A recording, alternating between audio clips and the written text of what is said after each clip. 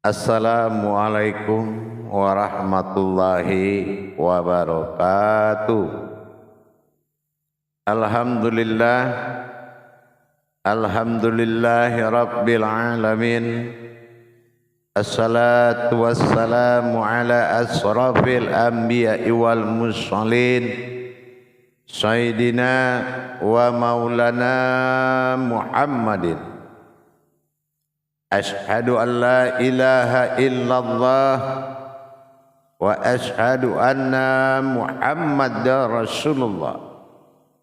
Allahumma salli ala sayyidina Muhammad, Muhammadun musyabihil wal ikram, ya wal jalil wal ikram.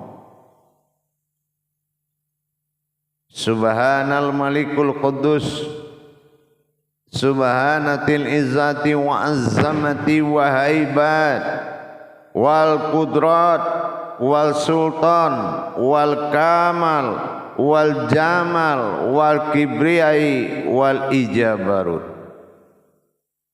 wa la ya'budu wa an la ya'budu abdah.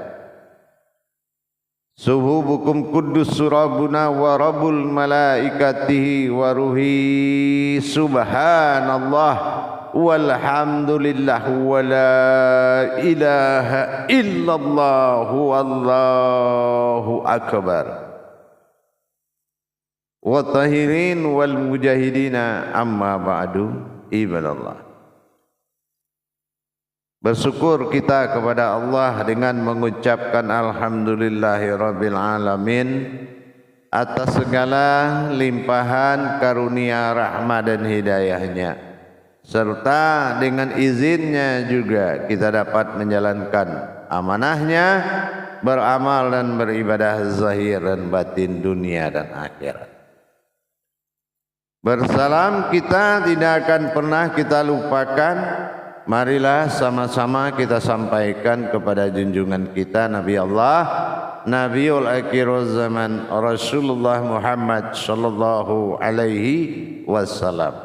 Atasnya kalimahnya, selawatnya kita sampaikan kepada beliau dengan mengkalamkan Allahumma sholli ala sayyidina Muhammad wa ala alihi sayyidina Muhammad. Alhamdulillah, para hadirin pemirsa, kaum muslimin dan muslimat dimanapun berada, jamaah sekalian rahimakumullah. Alhamdulillah bertemu lagi dengan saya Guru Mursyid Syekh Nur Muhammad Buya Irwan Maulana Al-Khalidi, Sumatera Barat, dalam rangka meningkatkan iman dan takwa kita kepada Allah, tentunya dengan kita menjauhi keberhalaan dan kepenitian kebendaan dengan bertolabul ilmi.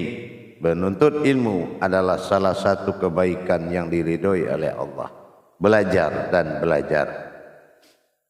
Bersalam kita tidak akan pernah kita lupakan. Marilah sama-sama kita sampaikan kepada junjungan kita Nabi Allah, Nabiul Akhirul Zaman, Rasulullah Muhammad sallallahu alaihi wasallam. Atasnya kalimahnya kita kalamkan dengan membacakan Allahumma sholli ala sayyidina Muhammad wa ala alihi sayyidina Muhammad. Alhamdulillah. Para hadirin jamaah yang dirahmati Allah, kaum muslimin muslimat dimanapun berada, ingat, tiang agama adalah sholat, dan ini adalah kunci dari segalanya. Perbuatan paling benar salat. Kebenaran paling diakui adalah salat.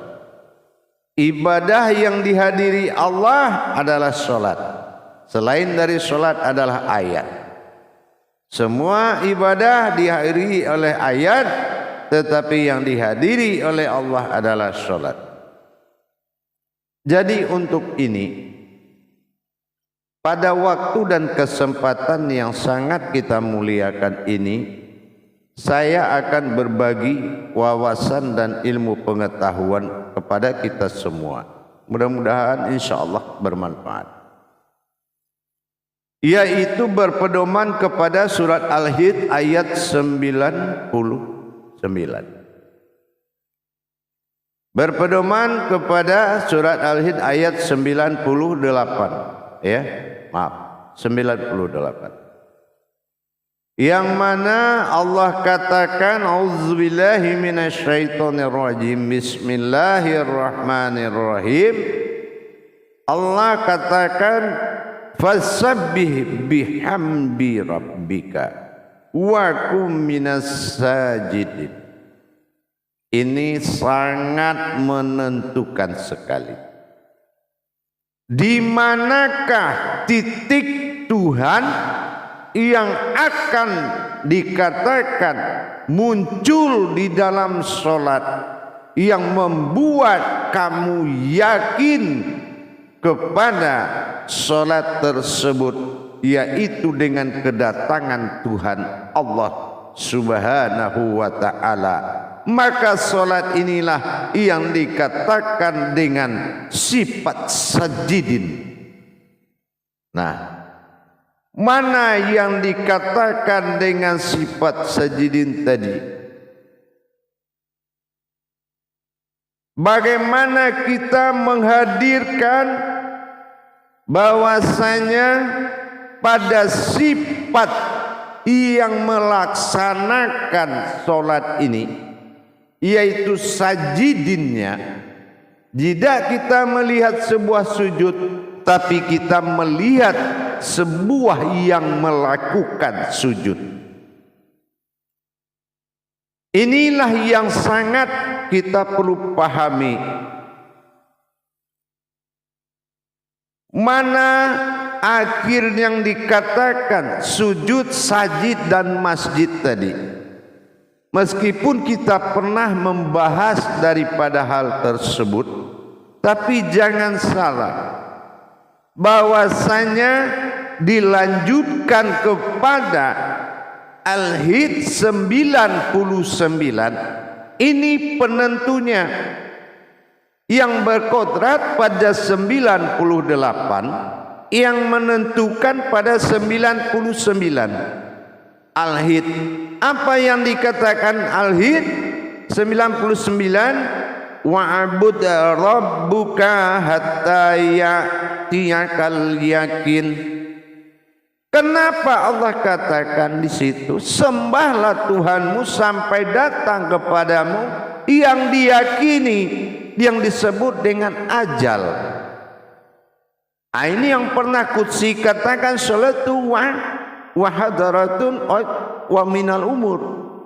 Salat ini sangat menentukan kepada usiamu.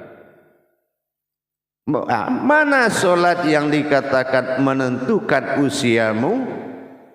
Kita akan lihat mana yang menguasai dari seluruh perbuatan salat tadi. Apakah rukuknya? Apakah sujudnya? Apakah berdiri? Apakah duduknya? Apakah ayatnya? Siapa yang dikatakan wa'bud rabbuka? Rabbuka. Nah, ini dia. Jadi kalau rabbuka atau rabbaka artinya yang menguasai. Rabbnya. Dan ta'iyakal yakin. Ta itu ibadah, yaitu qalbi. Khal itu dah hadir, ya, datang atau datang kepadamu. Mana yang dikatakan sesuatu yang datang dari qalbimu? Kalau belum dia hadir dari qalbimu, kamu belum akan bisa yakin kepada sholat itu. Karena yang akan datang itulah yang akan menjadi usiamu.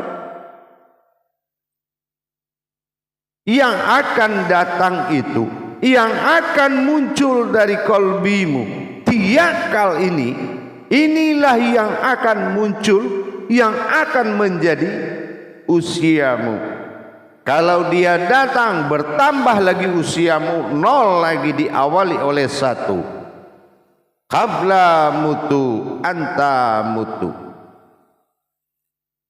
Berarti keberhasilan menjalani mati sebelum mati itu sudah berhasil. Kenapa? Karena telah hadir dan munculnya si pemilik, si penyambung ajal tadi, yaitu sesuatu yang diyakini, yang muncul.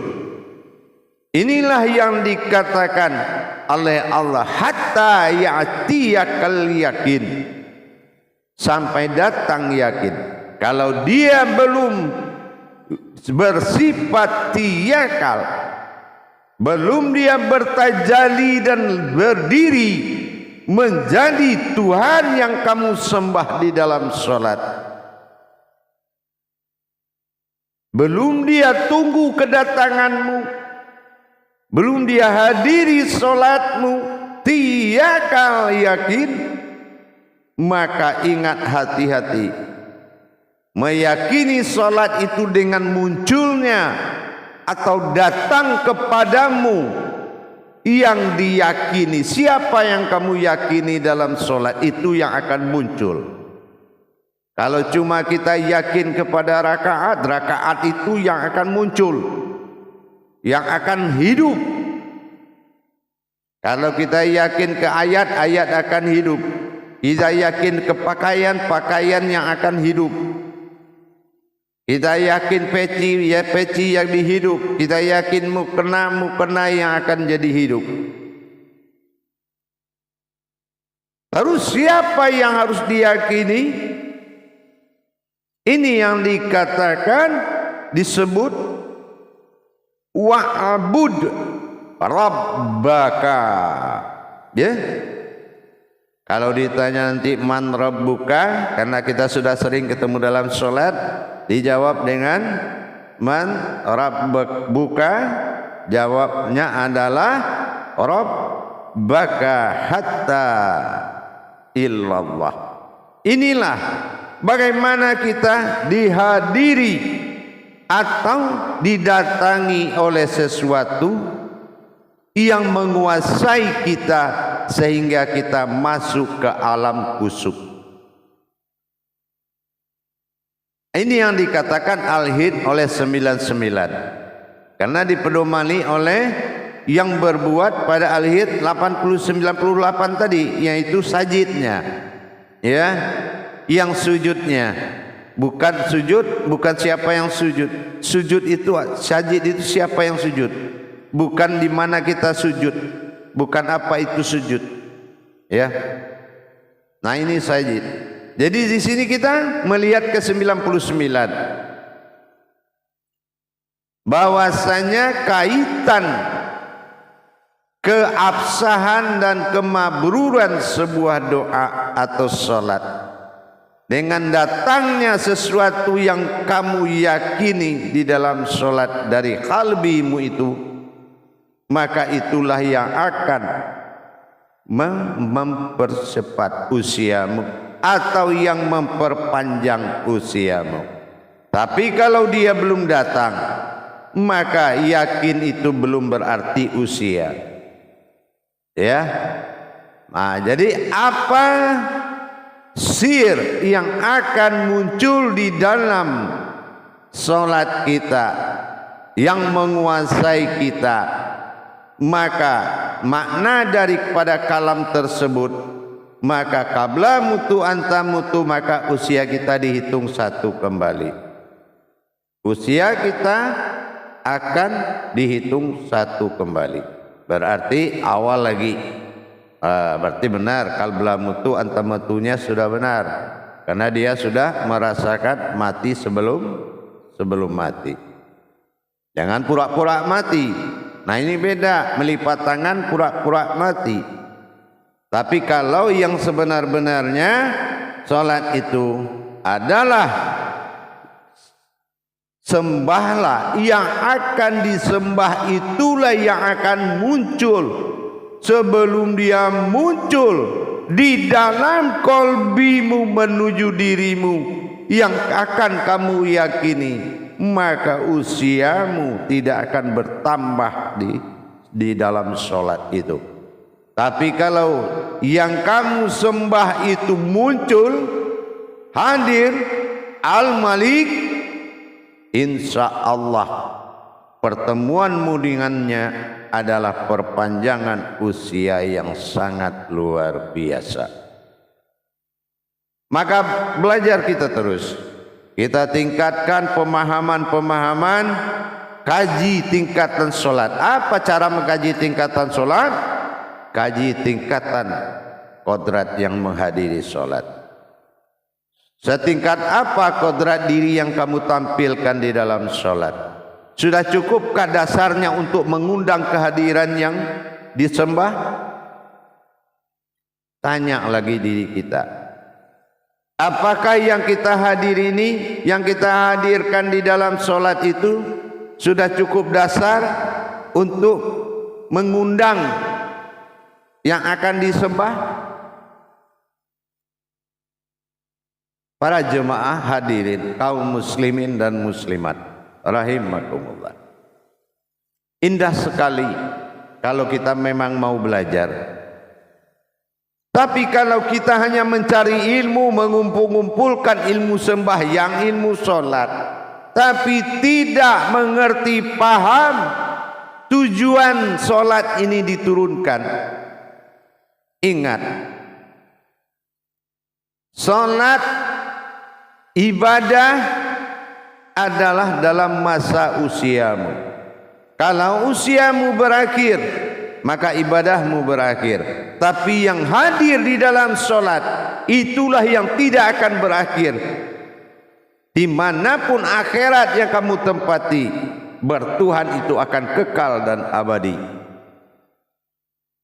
Ibadahmu akan syahadah langsung, tidak perantara 5 waktu lagi. Inilah bagaimana kita bisa dikuasai oleh yang kita sembah di dalam solat. Tentunya dengan kita meningkatkan pelajaran. Belajar bagaimana kita bisa dikuasai oleh Allah dalam solat. A'mabud, ya. Wa'abuda rabbaka. Bagaimana yang disembah itu benar-benar menghadiri solat kita. Kalau hanya kita saja yang dalam pikiran kita bertajalli, apapun kajian marifat itu tidak akan menyampaikan kamu kepada Allah. Tapi apapun kebenaran Allah yang kamu ketahui, maka tiada yang mampu mendatangiku melainkan pertolongan diriku sendiri. Itulah yang dikatakan Allah. Hadirin para jemaah yang dirahmati Allah, tingkatkan selalu pemahaman solat. Ingat, bukan memperbanyak guru, tapi memperbanyak ilmu untuk mencapai singgasana yang sangat mulia. Memuliakan diri, memuliakan jiwa dan hati. Ingat, insya Allah. Untuk itu saya sampaikan kepada semua kita, para hadirin dan para hadirat, para hamba-hamba kita, hamba-hamba Allah yang sangat dimuliakan Allah. Apapun halnya, apapun kejadian terhadap kita, sesungguhnya semuanya itu adalah bala kalam dari Allah. Ya, semuanya kalam dari Allah. Bukan karena hari ini indah kita bisa menjadi bahagia, tetapi karena kita bahagia maka hari ini menjadi indah. Ingat itu. Insya Allah, mudah-mudahan bisa dimaknai, mudah-mudahan insya Allah, mudah-mudahan juga ada manfaat yang bisa kita ambil di setiap perbuatan kita. Jadilah seorang manusia yang bermanfaat buat manusia, bukan manusia yang memanfaatkan manusia. Barakallahu ya karim. Akhirul kalam, wabillahi taufiq wal hidayah. Wassalamualaikum warahmatullahi wabarakatuh.